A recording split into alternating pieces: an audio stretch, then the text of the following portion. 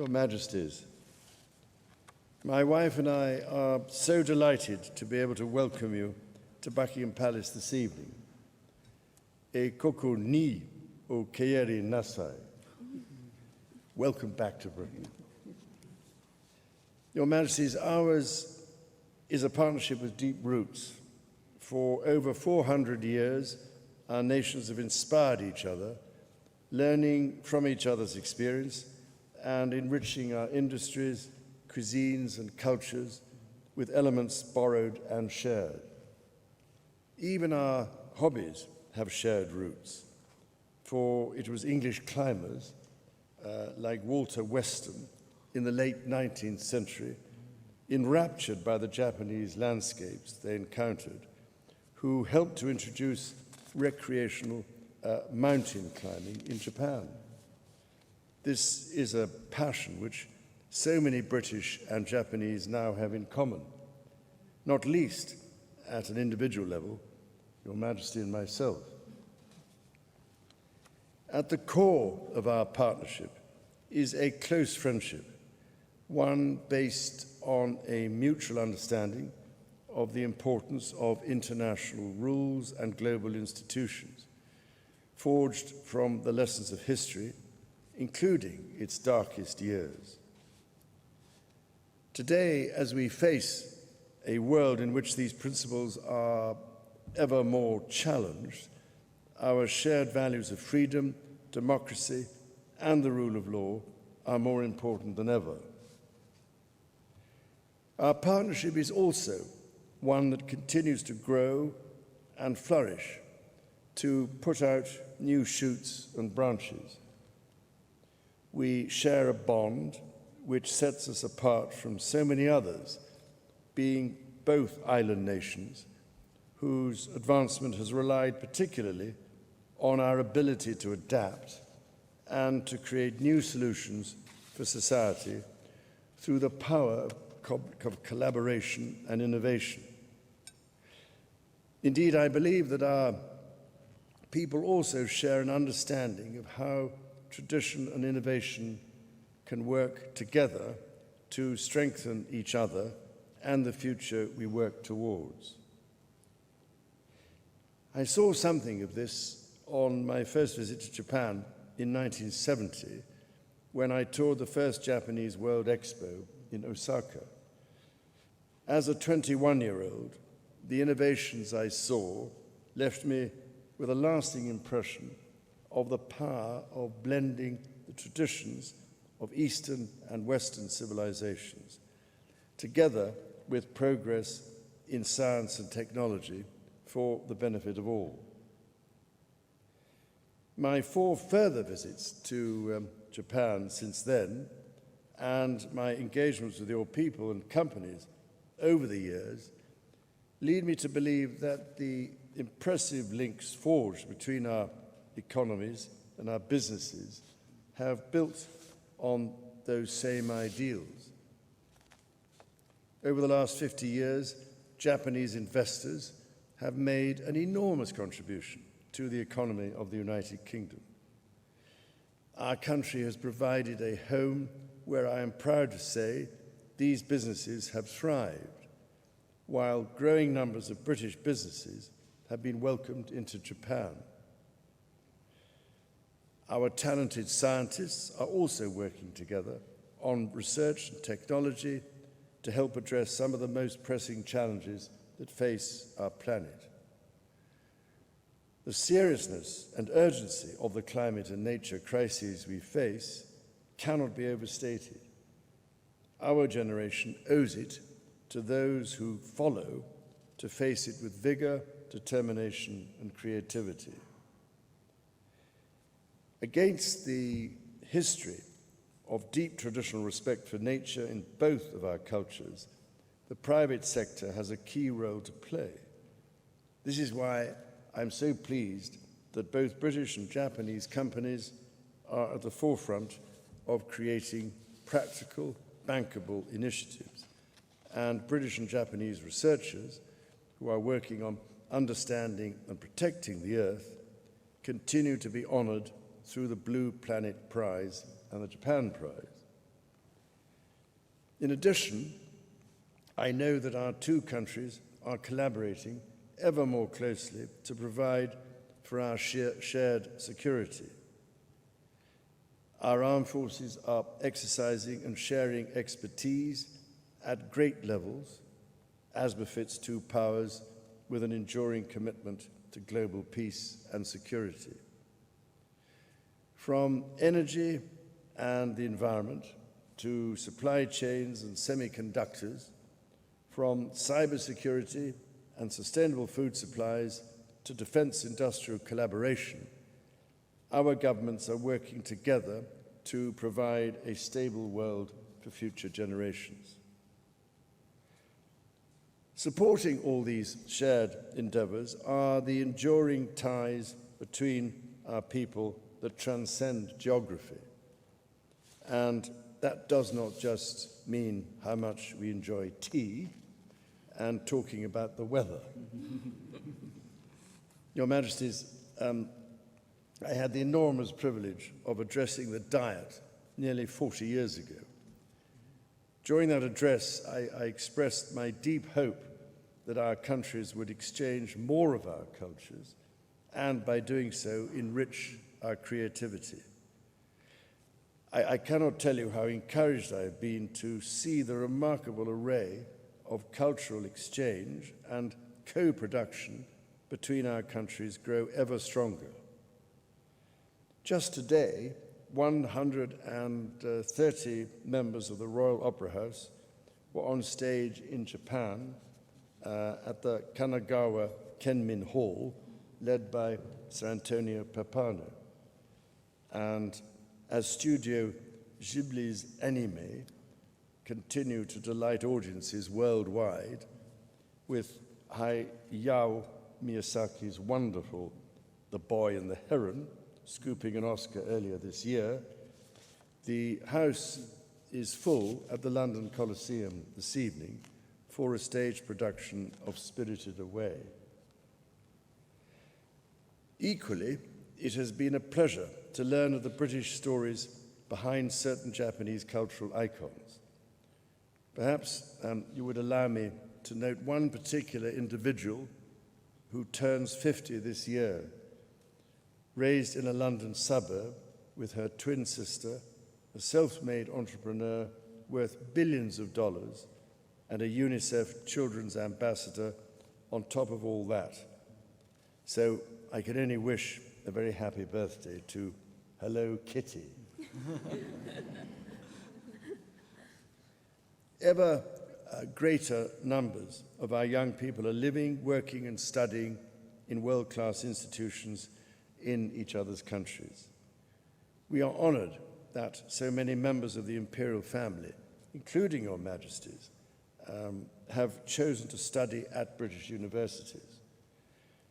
I know from your Majesty's fascinating record of your experiences at Oxford, as well as my memories of our time spent together at the opera and fly fishing, that these opportunities to spend time abroad create lifelong friendships and memories.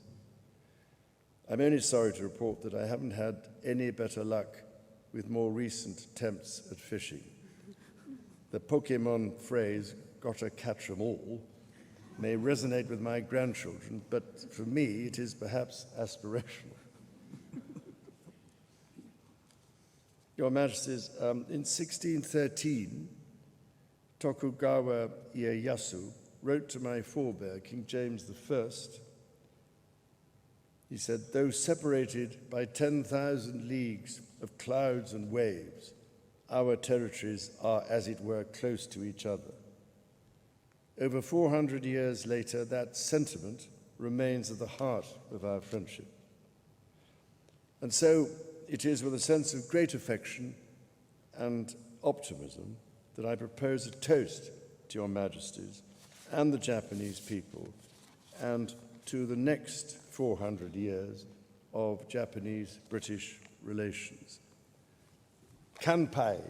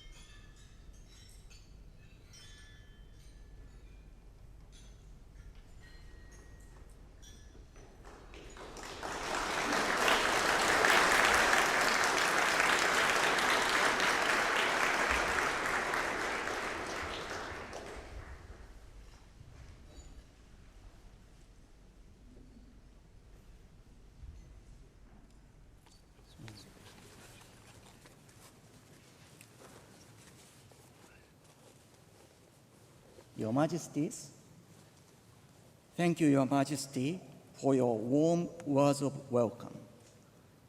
I would like to express my sincere appreciation for the invitation you have extended to the Empress and me for this state visit, as well as for the tremendous consideration and efforts that you and the people of the United Kingdom have shown in making it a reality. In fact, the original invitation was issued 5 years ago by Her late Majesty Queen Elizabeth II, whom I greatly admired. Unfortunately, however, the visit had to be postponed due to the impact of COVID-19. It is truly our utmost pleasure that it is finally taking place now. Your Majesty has just referred to our two countries' long-standing ties. We also very much appreciate Your Majesty's kindness this afternoon in showing us items from the royal collection related to Japan.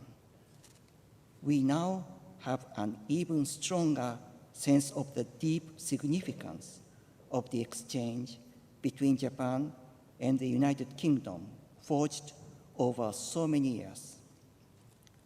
I am personally pleased and also grateful to have played a part in the exchange between the two countries, having studied in the United Kingdom, during which time I interact with many people and in particular was privileged to enjoy the very warm company of members of the royal family.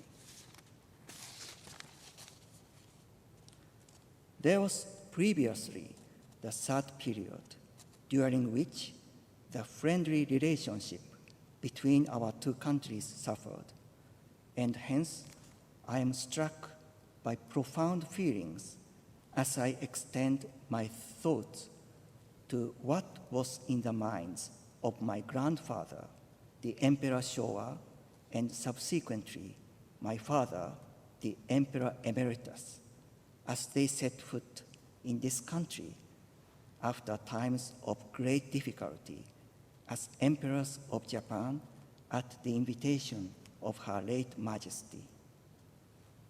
The Empress and I would like to express our deep respect and gratitude to those people who have dedicated immeasurable efforts to the friendship between our two countries, extending firmly into the future. At the state banquet in 1971, my grandfather voiced his heartfelt wish for the people of both Japan and the United Kingdom in various walks of life to interact even more closely and frequently and to talk to each other with open hearts. It was also my father's sincere hope that our two peoples would continue to strive for true mutual understanding and to join hands in the cause of world peace and prosperity, as was expressed on the occasion of the subsequent state banquet in 1998. Today, our society is increasingly diverse and complex, facing various global challenges. It is necessary to address these critical issues by further amassing wisdom from around the world. Against this backdrop, I am extremely pleased that, in line with the fruitful dialogue between the people of our two countries conducted over the years, with an open heart and with a quest for true mutual understanding, we have seen and will continue to see a myriad of areas whereby Japan and the UK lead the world in collaboration and cooperation.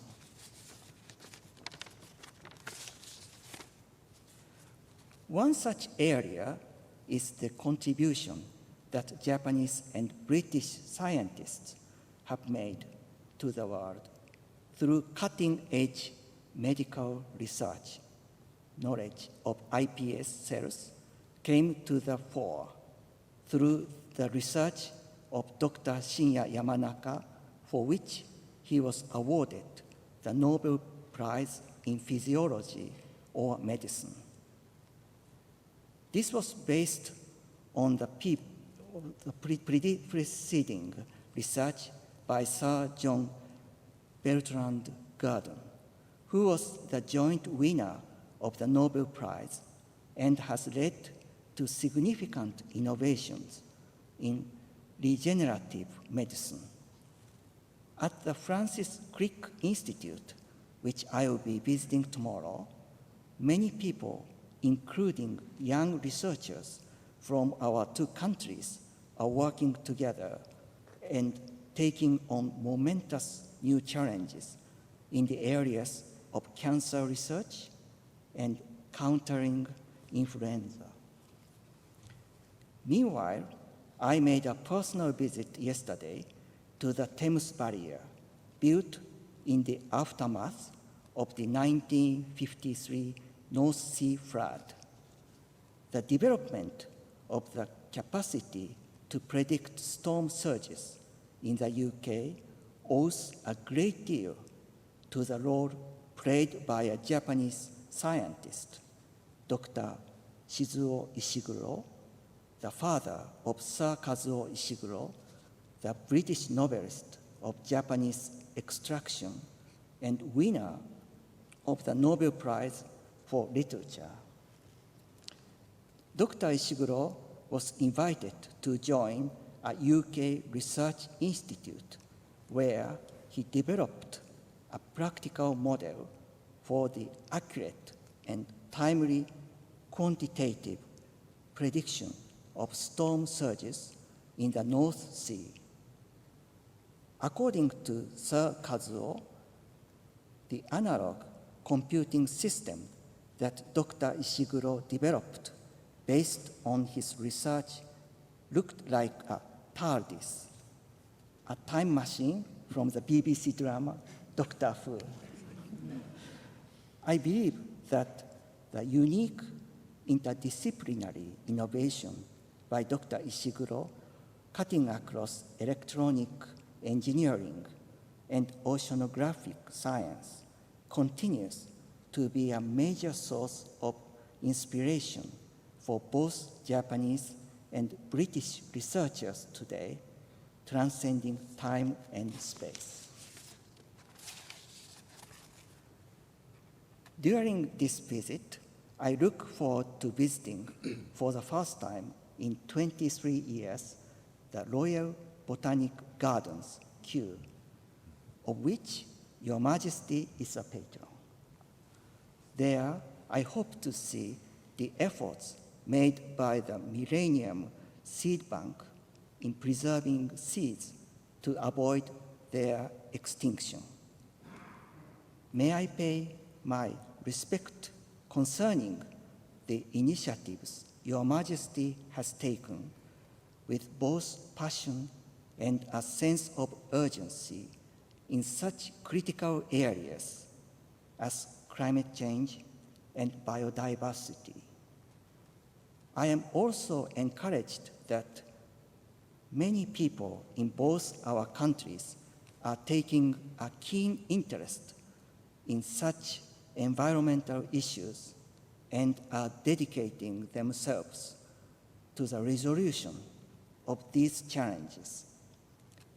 I have been told that seeds of Japanese red pine and other plants have been donated to the Millennium Seed Bank by Iwate Prefecture.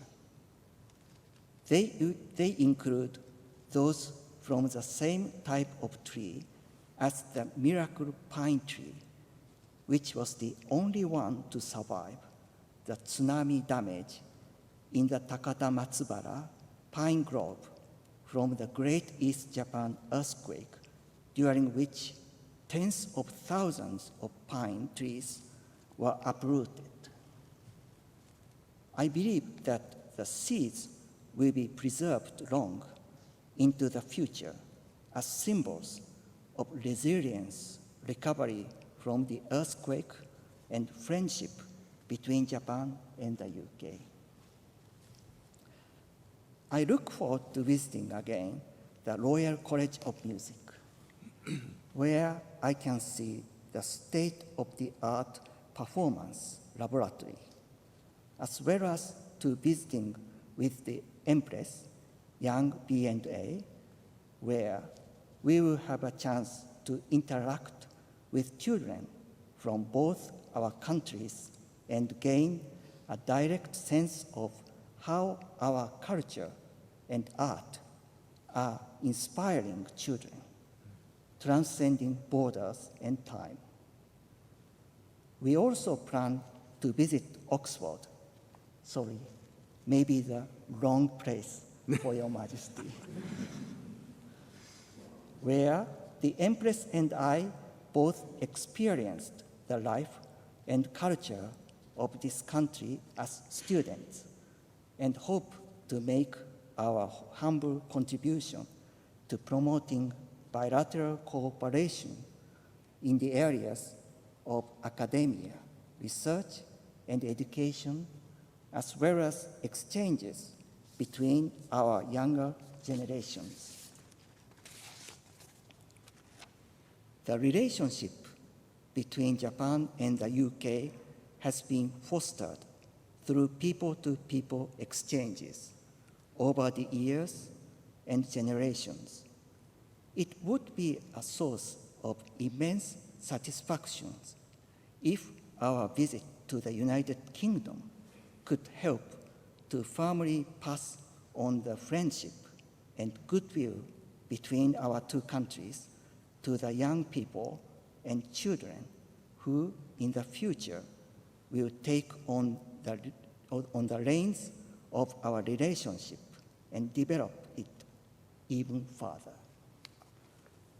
Today, as Your Majesty also mentioned, the multi-layered collaboration and exchange between our two countries is accelerating in various areas, including politics and diplomacy, the economy, culture, and the arts, science and technology, as well as education.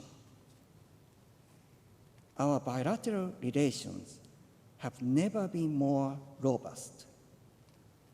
We can say that we are fortunate to have been given the opportunity to climb even higher on this grand, broad-based mountain guided by the paths trodden by our forebears with a feeling of gratitude, respect, and pride in our hearts.